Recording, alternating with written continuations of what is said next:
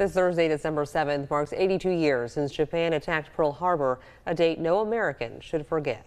News 13's Ethan Logue is in Panama City Beach this morning telling us about how one local museum is remembering that fateful day. Good morning, Ethan.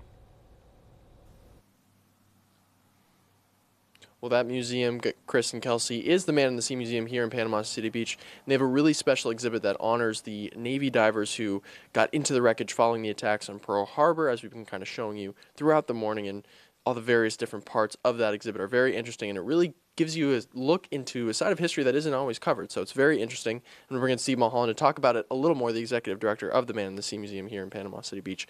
So Steve, a lot of unique and interesting pieces that have a lot of special meaning in this exhibit. We'll start with this little American flag right here. It's maybe not noticeable at a first glance, but can you kind of talk about the importance of that piece? Well, one thing to keep in mind, every ship was returned to service except for three: the Arizona, the Oklahoma, and the Utah. Now, the Arizona, most people are noted with that large memorial that they have. Well, the Utah's on Ford Island as well. And for the Arizona and for the Utah, they return sailors if they wish to return to their ship when they pass away.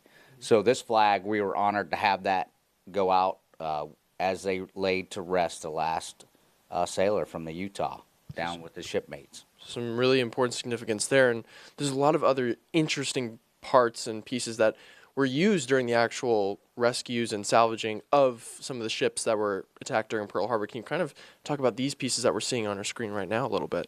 Yeah, so the attack started about 8 a.m., and within the first 90 minutes, they were already cutting in the sides of ships with torches that we have. They're already grabbing Scott air packs, which were firefighting equipment, and diving in to save fellow sailors and to stop some of the leaks that were taking place. I mean, these guys were just so brave to jump right in and grabbing whatever equipment they could right away and get in there. And then as time went on, they later on moved to the heavy salvage equipment and went back to the Mark V that we know for more protection as they were doing crane lifts and stuff like that. Absolutely. Now, can you kind of touch on the significance of having an exhibit like this that's available and open to the public, especially it kind of covers a part of history that isn't always discussed or sometimes forgotten about even?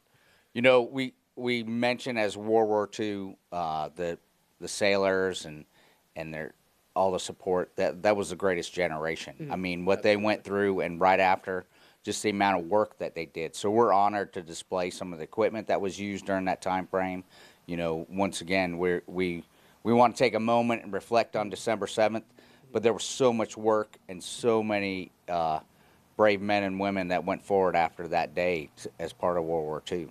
Absolutely. Now, if you want to come and see these pieces for yourself here at the Man in the Sea Museum in Panama City Beach, you can. The hours are from 10 a.m. to 4 p.m., from Wednesdays through Fridays, or Saturdays, Wednesdays through Saturdays, Live in Panama City Beach, Ethan Logue, News 13, Panhandle Strong.